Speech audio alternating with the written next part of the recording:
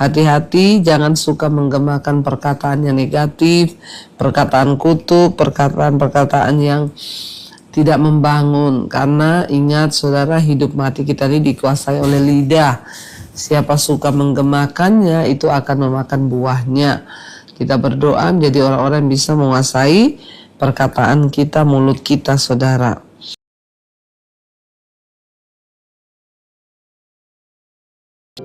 Terima kasih Bapa, kami mengucap syukur buat malam ini Tuhan. Kau izinkan kami kembali bertemu di mesbah doa, semua karena anugerah Tuhan. Berbicara bagi kami, sampaikan isi hati-Mu. Biarlah firman Tuhan juga menegur kami, menguatkan kami, dan terus menjagai kami. Urapi setiap kami, urapi hamba-Mu yang tidak ada apa-apanya. Dalam nama Tuhan kami Yesus Kristus, kami berdoa dan kami bersyukur. Haleluya. Amin, amin, amin. Iya, shalom Bapak Ibu, puji Tuhan. Kita berjumpa kembali di mesbah doa malam hari ini dan semuanya karena anugerah Tuhan. Ya, kita bersyukur biarlah kita terus semua dalam keadaan sehat, baik dan luar biasa. Ya, dan biarlah iman kita terus bertambah dalam Tuhan. Maka apapun yang kita kerjakan, semuanya mendatangkan perkenanan Tuhan. Iya, baik, kita akan sama-sama mendengarkan kesaksian yang sudah masuk. Saya akan bacakan. Shalom Ibu Debbie, kami adalah jemaat mesbah doa dan juga mesbah syukur. Nama saya Nur, saya mau bersaksi untuk kesembuhan yang sudah Tuhan berikan. Sebelumnya saya bersyukur karena iman saya bertumbuh dalam Tuhan dan ya karena pengajaran-pengajaran dari Ibu. Ya, untuk kami sekeluarga, kami selalu setia mengikuti mesbah doa juga mesbah syukur.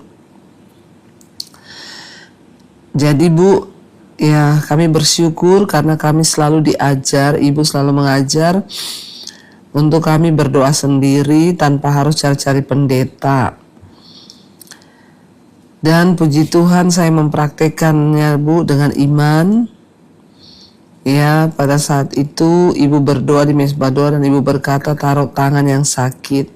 Saya langsung bertindak dengan iman dan saya yakin bahwa kesembuhan menjadi milik saya dan puji Tuhan, Tuhan Yesus sungguh teramat baik.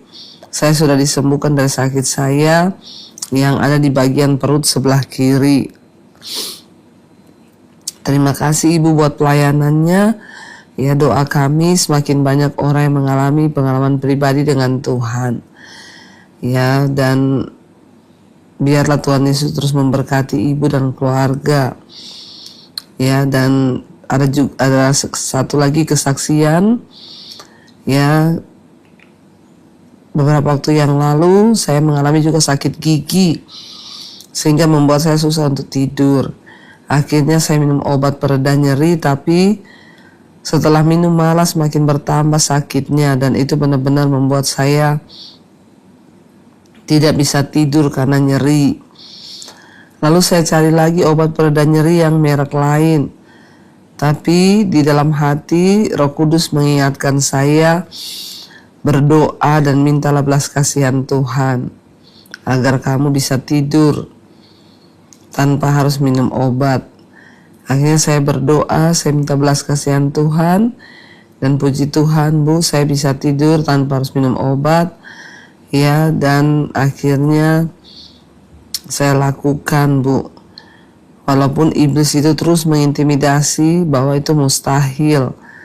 Namun dengan iman dan percaya saya katakan Tuhan pasti menolong. Dan saya meminta untuk Tuhan mengambil alih seluruh hati dan pikiran saya. Dan saya katakan dengan iman saya pasti sembuh dan puji Tuhan. Benar, akhirnya saya bisa tidur nyenyak sampai pagi. Ya, dan saya bangun untuk saat teduh. Terima kasih Bu untuk setiap pengajaran Ibu Debbie. Untuk selalu mengandalkan Tuhan dan serahkan seluruh kekhawatiran pada Tuhan. Maka Tuhan pasti akan bertindak. Ya, kiranya Ibu sekeluarga selalu diberkati Tuhan, diberi kekuatan agar semakin banyak jiwa-jiwa boleh diselamatkan. Amin, amin, amin. Tuhan Yesus memberkati. Iya, puji Tuhan ya saudara, ketika kita ini beriman, percaya kepada Tuhan, maka kita pasti akan mengalami pertolongan Tuhan. Orang yang mengandalkan Tuhan, ya tidak akan pernah dikecewakan. Iya, baik, kita akan melanjutkan pembacaan firman Tuhan. Kita kemarin sudah sampai di Amsal, saudara ya. Amsal ya, pasal yang ke-18 kemarin sudah sampai ayat 10. Dan kita akan lanjut sekarang Amsal 18 ayat yang ke-11 sekarang. Kota yang kuat bagi orang kaya ialah hartanya, dan seperti tembok yang tinggi menurut anggapannya. Jadi bagi orang kaya itu kota yang kuat, perlindungan atau pengharapannya itu adalah hartanya, saudara. Padahal Alkitab berkata, jangan menaruh harap atau percaya pada segala sesuatu selain daripada Tuhan, maupun sekalipun itu harta, kekayaan atau apapun, ya kita tidak boleh menaruh kepercayaan selain hanya kepada Tuhan. Kota yang kuat bagi orang kaya ialah hartanya, dan seperti tembok yang tinggi menurut anggapannya. Jadi menurut orang kaya harta itu benteng, tembok yang tinggi, itu bicara tentang perlindungan. Namun Alkitab berkata, terkutuklah orang yang mengandalkan manusia. Ayat 12, tinggi hati mendahului kehancuran, tetapi kerendahan hati mendahului kehormatan.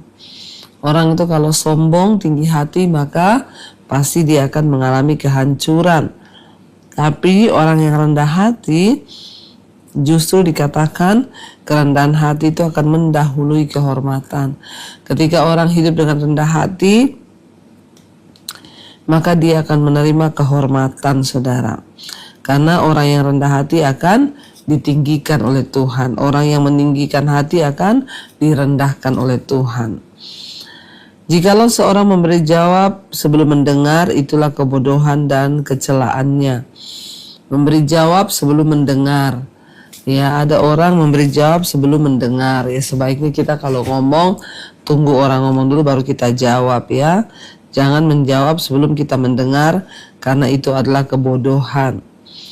Ayat 14, orang yang bersemangat dapat menanggung penderitaannya, tapi siapa akan memulihkan semangat yang patah? Orang itu kalau bersemangat sebesar apapun penderitaannya, dia pasti dapat menanggungnya, saudara, karena ada semangat. Tapi ketika semangat sudah patah, ya maka tidak dapat dipulihkan. Siapa yang bisa memulihkan? Ayat 18, ayat 15, hati orang berpengertian memperoleh pengetahuan, dan telinga orang bijak menuntut pengetahuan. Ya, jadi orang yang bijaksana, berpengertian, selalu mau mencari pengetahuan. Ya, sebaliknya kalau orang itu orang itu tidak mau mencari pengetahuan, maka ya dia itu menjadi orang yang bodoh. Ayat 16, hadiah memberi keluasan kepada orang, membawa dia menghadap orang-orang besar. Jadi ternyata hadiah itu memberi keluasan kepada orang, pemberian. Ya, ketika kita memberi sesuatu, maka kita pasti akan dikasihi. Karena itu dikatakan orang yang suka memberi itu, ya dia mendapat banyak jalan, saudara, kepada orang. Bahkan membawa dia bisa menghadap orang-orang besar. Ya, karena dengan pemberian itu kita dapat memenangkan hati orang. Tapi sebaiknya kalau kita memberi, jangan punya niat, punya maksud apa-apa. Memberi karena kepengen, ya dapat kenalan orang-orang besar atau apa dan sebagainya, itu tidak boleh ya. Walaupun Alkitab berkata, memberi itu dapat membawa orang menghadap orang-orang besar. 17, pembicaraan pertama dalam suatu pertikaian nampaknya benar. Lalu datanglah orang lain dan menyelidiki perkaranya. Ya, orang yang menimbulkan pertengkaran atau pertikaian nampaknya benar kalau dia ngomong, saudara. Tapi ya maka akan ada orang yang menyelidiki perkara itu. Ayat 18, undian mengakhiri pertengkaran dan menyelesaikan persoalan antara orang-orang berkuasa. Ya, dengan undian zaman dahulu itu dapat menyelesaikan pertengkaran antara orang-orang yang berkuasa. Ayat 19, saudara yang dikhianati lebih sulit dihampiri daripada kota yang kuat, dan pertengkaran adalah seperti palang gapura sebuah puri. Orang itu saudara kalau sudah pernah bertengkar sulit ya untuk bisa dekat lagi ya, karena dikatakan lebih baik ya menghampiri kota yang berkubu daripada menghampiri saudara yang sudah pernah bertengkar. Saudara yang dikhianati ya itu lebih sulit dihampiri daripada kota yang kuat, dan pertengkaran itu seperti palang gapura sebuah puri ya. Apalagi kita mengkhianati orang saudara, wah orang kalau sudah dikhianati sudah sulit untuk bisa percaya. Jadi ya mungkin dia akan memaafkan tapi nggak bisa lagi untuk bekerja sama. 20, perut orang dikenyangkan oleh hasil mulutnya, ia dikenyangkan oleh hasil bibirnya. Yaitu perut, bicara perut, apa yang kita makan yaitu akan mengenyangkan. 21, hidup dan mati dikuasai lidah, siapa suka menggemakannya akan memakan buahnya. Hati-hati jangan suka menggemakan perkataan yang negatif, perkataan kutuk, perkataan-perkataan yang tidak membangun. Karena ingat saudara, hidup mati kita ini dikuasai oleh lidah. Siapa suka menggemakannya itu akan memakan buahnya. Kita berdoa menjadi orang-orang yang bisa menguasai perkataan kita, mulut kita saudara. Ayat 22, siapa mendapat istri mendapat sesuatu yang baik, dan ia dikenan Tuhan.